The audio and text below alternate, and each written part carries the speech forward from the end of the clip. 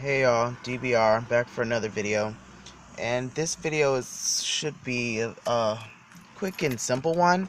It's kind of like a story time because I am going to tell you guys a story, but it is really my first car buying experience. And so about 5 months ago, on November 17th of 2018, which is my mother's birthday, by the way, I went and I bought a car, the same car that I'm sitting in now. Okay. 2008 Saturn Outlook. If you didn't see my video, I have a walk around video, and I also have a car tour that I did. The link will be in the description of this video.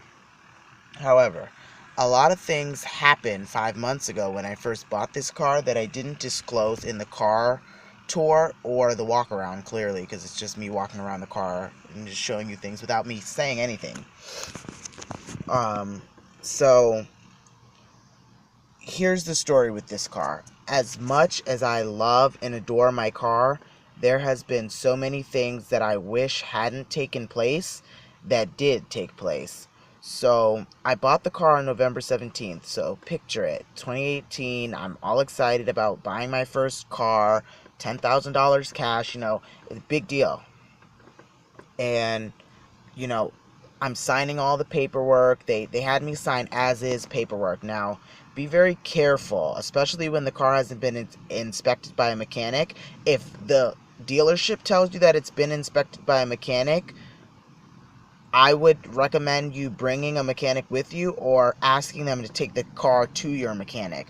Don't just take their word for it, because they told me that they had it looked at by their mechanic who services all of their cars that they sell, and that had to have been a lie, because later on I found out that this car had all types of issues, which we'll get into in just a moment. But always, that's lesson number one. Bring a mechanic with you no matter what. No matter what they say, no matter, if you trust them or if you don't, or, there's red flags everywhere. When you're buying a car, there's red flags everywhere. That's just the mindset that you have to go into this with, that everyone isn't always a good person. All people aren't good people.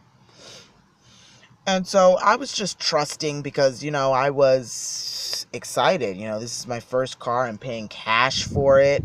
It's a really big deal. And I neglected to do certain things. I mean, yeah, I went on Car Gurus and I found the best deal, and I tried to find as low mileage as possible for an older vehicle, stuff like that. I did everything right according to my parents. It's just the fact that they didn't disclose certain things that they should have, and that's where we're at now. So my car was 3 feet underwater. Now, wow, like that just should just make you stop for a moment and picture that. A 7-seating SUV was 3 feet underwater, and underneath my seats, I don't know if you can see that, but right there, underneath the seat, underneath every seat, even these seats over here, these captain's chairs, the tracks that they sit on are all rusted out, and underneath my third row bench, everything is rusted out. All the metal has rusted out. And it had to have been sitting underneath water for quite some time for metal to rust like that. Metal just doesn't go rusty if it was sitting under there for 20 minutes, 30 minutes, whatever. It had to have been there for hours for it to have rusted out like that. So I had to WD-40 my tracks so the seats would slide forward and back like they're supposed to and recline like they're supposed to. This car was clean. Like, when I looked at it, it was clean. This is exactly what it looked like when I first went to go look at it. It's been clean. I touched it up a little bit, but I really didn't clean anything. Like, as far as the interior. The exterior, I had to, scrub by hand and wash and wax, and now it looks really good. But, so that was number one. Number two was they played with the odometer. So, this car really has 167,000 miles, but they advertised it at 130,000. They didn't really play with it. They didn't turn it back, because if you turn it back, that's a $10,000 fine. But at first, there's proof that it was advertised as, first it was advertised as 150,000. Then when that wasn't low enough to sell the car, they dropped it even more to 130,000, which is just false advertising, which you can get in trouble for that. But it's not like they touched the odometer and turned it back. They messed with the gauge and they took out the bulb. They took out the piece that can, so when you are looking through your gauge, like trip A and trip B and all of that, it wouldn't show you what the odometer is because they turned that off. They disengaged a lot of the lights, the warning signal. So if you were having an issue with your battery, you wouldn't know. If you were having an issue with the engine, you wouldn't know. If you were having an issue with your traction control, you wouldn't know, because they disabled all of those lights that are inside the gauge. Now, I fixed all of that and got all the lights working, and this car has a brand new engine and a brand new transmission now because I got 15 miles and the engine and transmission blew. So, well, not the engine. The engine was brand new from the previous owner, but the transmission blew. And transmissions don't just go. You've had to have been driving them incorrectly for a very long time and letting it go on and on without oil changes and all of this. With all these issues for a transmission to just stop. I got 15 miles from Miami, from American Wholesale Autos in Miami. So, or no, wait, I think it's American Wholesale Auto, or Auto Wholesale, something like that. If you, and trust me, I'll be putting their information in the description. Do not buy anything from that dealership. Don't buy nothing from Miami, period. And I'm sorry to say that and group it into a whole, like the whole city as bad people for car businesses.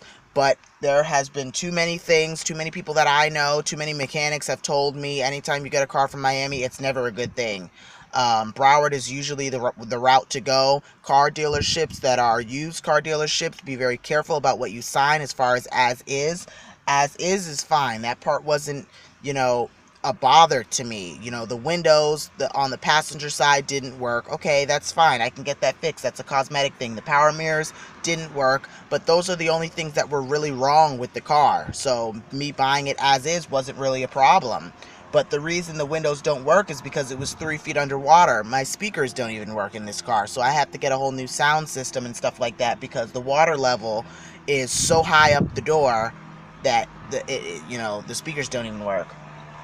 So, well, they do work, but it sounds funny, and they pick and choose when they want to come on. Sometimes I start my car and they work, and sometimes I do and they don't, or one works and the others don't, or, it's always something different, but I got to get the whole thing replaced anyways. So I just say that they don't work because they're not working as they should. So we did a revocation of acceptance, which is when you buy something and it's not what you paid for. Because if you can't use the car for its intended purpose to get you to point A to point B, it's not an as-is purchase. An as-is purchase are the little things that you need to get fixed. Like I mentioned, the windows and the speakers, those are the little things. But the whole operating system of the car, if the car is rendered unusable for its intended purpose, a car is supposed to get you somewhere, 2 places. And if it wasn't even doing that, so I had insurance on it. I had to cancel it, and the way the law is set up, if you cancel insurance, they suspend your license. They did all that. I amended that because that's not my fault that I bought a car that didn't work 15 miles later. So be very, very careful. I wish I had their. You know what? I think I do. Hold on a second. I think I do have their information. I'm going to show you guys. I think I have a business card from them. Let me see. I'm almost positive that I do. Hold on a sec. Let me see. And I'm calm about it now because it was so long ago and I don't need to be beating a dead horse. It's over. It's done with. I got the car fixed. It's fine now. But it's not fine because they took advantage of a 19-year-old, and I paid for this car, cash with hard-earned money, and they, they were really, really wrong for doing what they did. Oh, I don't have their car.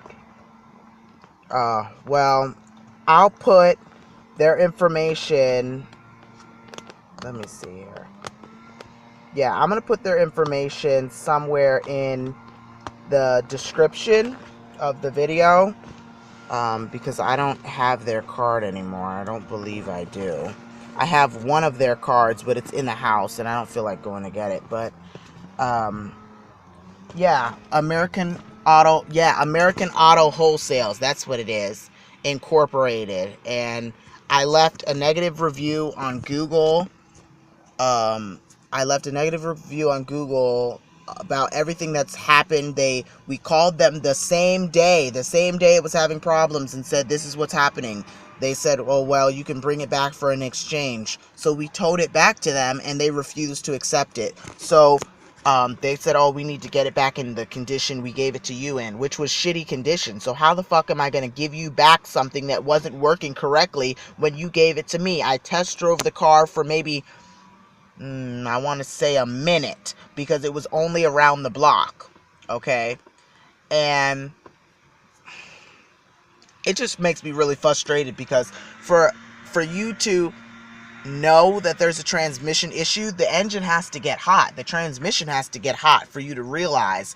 And as soon as I got it hot, then all these warnings, this idle engine, hot, was coming up on my gauge, and I was like, oh, okay. So I was like, but why am I not seeing any other signals? I'm just seeing the words come up, and it's because they had disabled all those other lights.